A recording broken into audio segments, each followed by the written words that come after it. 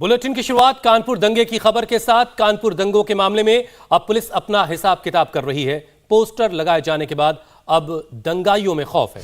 और इसी कड़ी में कानपुर से सबसे बड़ी तस्वीर सामने आई है, जहां दंगे का नाबालिग आरोपी खुद चलकर थाने पहुंचा और पुलिस के सामने उसने सरेंडर किया। पुलिस ने पोस्टर में आरोपी की तस्वीर लगाई थी, जिसमें नाबालिग लड़का पत्थर फेंकते हुए नजर आ रहा है।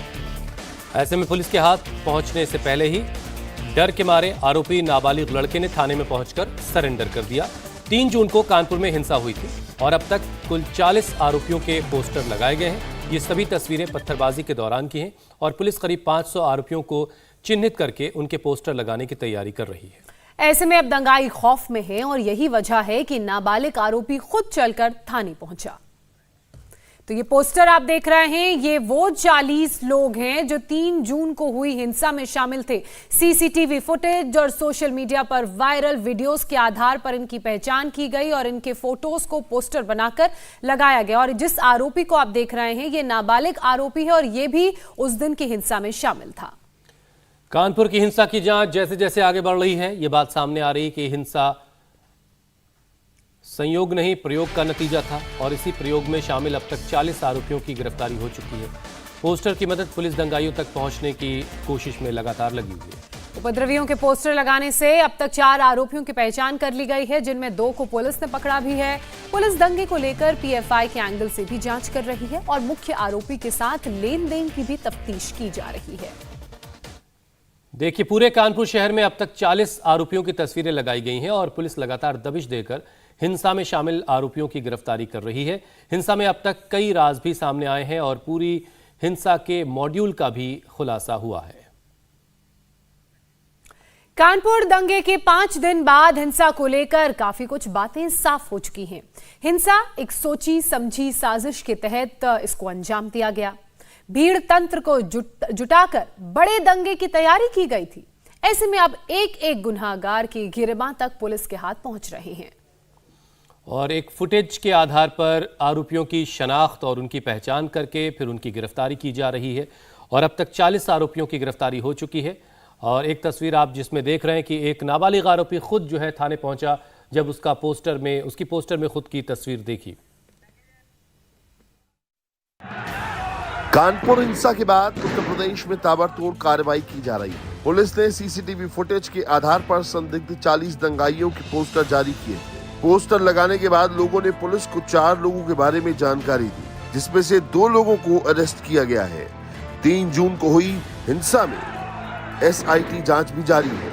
अब तक जो जानकारियां मिली हैं, उसके मुताबिक दंगाई भीड़ को व्हाट्सएप ग्रुप्स के जरिए डायरेक्शन दिया जा रहा था। दंगा कराने से पहले 16,000 मैसेज भेजे गए थे। कानपुर के दंगाइयों का पॉपुलर फ्रंट ऑफ इंडिया यानी पीएफआई से संबंध है या नहीं, इसकी भी जांच की जा रही है। इसके अलावा मुख्य आरोपी हयात जफर हाशमी को फंड करने वाले लोग भी जांच एजेंसियों के निशाने पर हैं। हयात जफर हाशमी की 8 दिन पहले की कॉल डिटेल खंगाली जा रही है। वहीं कानपुर पुलिस ने कल प्रभावित इलाकों में फ्लैग मार्च किया और लोगों को सुरक्षा का भरोसा दिया। Joint commissioner of police Anand Prakash Tiwari खुद माइक लेकर अनाउंसमेंट कर रहे थे। तो इसी बीच बड़ी खबर आपको बता दें, कानपुर दंगे से जुड़ी हुई कल 9 नई गिरफ्तारियां की गई हैं। सभी आरोपियों का नाम पुलिस ने जारी कर दिया है। दंगे के दौरान पत्थरबाजी करते ये लोग नजर आ रहे थे। लगातार दबिश देकर दंगे में शामिल आरोपियों की तलाश पुलिस कर रही है और एक पोस्टर भी जारी किया गया है, जिसमें 40 लोगों की तस्वीर है और ये उस दंगे में शामिल थे, पत्थरबाजी कर रहे थे, जिनमें से कई लोगों की गिरफ्तारी हो चुकी है और एक नाबालिग तो खुद चलकर पोस्टर में अपनी तस्वीर होने के बाद पुलिस थाने पहुंचा। तो ये वो 9 लोगों के नाम आपको स्क्रीन पर नजर आ रहे हैं, जिनकी गिरफ्तारी अब तक पुलिस द्वारा की जा चुकी है। विशाल प्रताप सिंह हमारे सहयोगी इस वक्त कानपुर से सीधे हमारे साथ जुड़ चुके हैं। विशाल, 40 लोगों की तस्वीरें लगाई गई थी, उसमें से अब तक कितने लोगों की पहचान हो सकी है? कितनी कॉल्स आई हैं जिससे ये कंफर्म हो गया कि ये लोग कौन हैं और कहां से इनकी गिरफ्तारी मुमकिन है?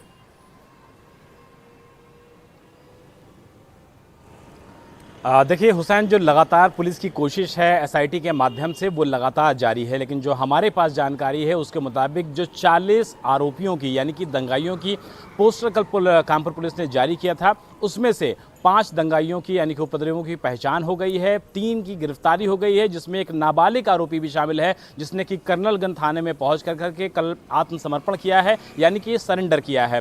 ये बताया जा रहा है कि इस आरोपी की भी जो तस्वीर है वो 40 जो आरोपी बनाए गए थे इस मामले में, जिसका कल पोस्टर जारी किया गया था, उसमें भी इसकी तस्वीर शामिल है। और उसके बाद जब उसको इस बात की जानकारी हुई है तो पता ये चला है कि उसके बाद उसके घर पे पुलिस पहुंची है छापेमारी करने के लिए, और आरोपी जो नाबालिग है वो आत्मसमर्पण करने के लिहाज से थाने पहुंचा है और उसने अपना गुनाह कबूल किया है और पुलिस के सामने सरेंडर कर दिया। जिसके बाद पुलिस ने, चूंकि जो नाबालिग की गिरफ्तारी होती है उसको अपनी कस्टडी में लेने की जो चीज़ें होती हैं उसकी शुरुआत कर दी है, लेकिन इस तरीके से पूरा मामला समझा सकता है कि जिस तरीके से पुलिस लगातार प्रेशर बना रही है, जिस तरीके से लगातार पुलिस छापेमारी कर रही है इस पूरे मामले को लेकर के, एक एक करके जो लोगों के हाथ हैं यानी कि जो दंगाइयों के पास पुलिस की पहुंचने की जो कवायद है वो लगातार जारी है। और सबसे महत्वपूर्ण बात यह है कि पुलिस के पास आम जनों के, लोगों के लगातार फोन कॉल आ रहे हैं और ऐसे दंगाइयों के बारे में जानकारी, इन्फॉर्मेशन लोग खुल करके पुलिस के साथ शेयर कर रहे हैं। विशाल, जो कल 9 गिरफ्तारियां हुई हैं उनमें से कितने लोग ऐसे हैं जिनकी तस्वीरें पोस्टर पर लगी हुई थी, और जो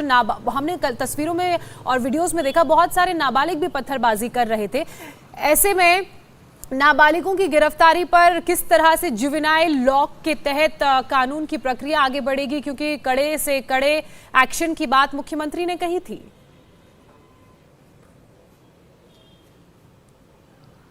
देखिए, बिल्कुल मुख्यमंत्री योगी आदित्यनाथ साफ कर चुके हैं कि आरोपी कोई भी हो, कितना भी रसूखदार हो, जो भी हो, उसके खिलाफ कार्रवाई करेंगे। लेकिन रूल ऑफ लॉ होता है, कानून का अपना एक लॉ होता है जिसमें जुवेनाइल के एक्ट के तहत उसको जो कुछ छूट मिलती है वो निश्चित तौर पे मिलती है।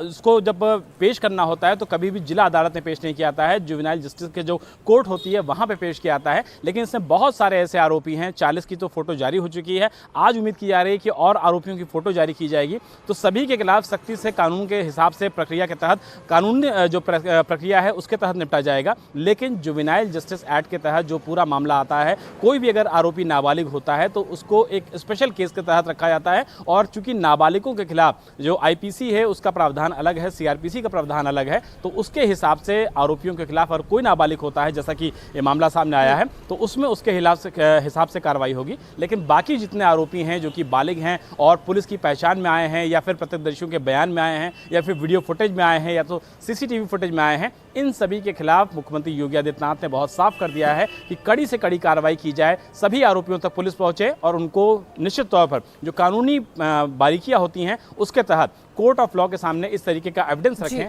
ताकि भविष्य में इस तरीके का दंगा करने के बारे में कोई भी सोच ना सके। चलिए विशाल, बहुत शुक्रिया आपका तमाम जानकारी, तमाम अपडेट्स के लिए। पूरे दिन इस खबर पर नजर रहेगी, आपसे हम आगे भी अपडेट्स के लिए आपका रुख करते रहेंगे। तो विशाल को आप सुन रहे थे किस तरह से कड़ा एक्शन पुलिस की तरफ से लिया गया है और लगातार गिरफ्तारियां इस पूरे मामले में की जा रही हैं। कानपुर हिंसा के बाद अब तक जो पुलिस ने एक्शन लिया है उसमें दंगाइयों के पोस्टर लगाए गए हैं। पोस्टर में 5 दंगाइयों की पहचान की गई है। अब तक 40 आरोपी गिरफ्तार किए गए हैं। पुलिस की दबिश लगातार जारी है।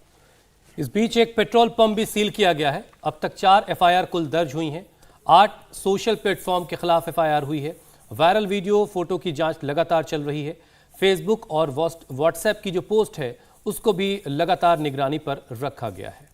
इंडिया टीवी हर वक्त हर जगह डाउनलोड करने के लिए सर्च करें India TV news Google play store या ऐप स्टोर पर।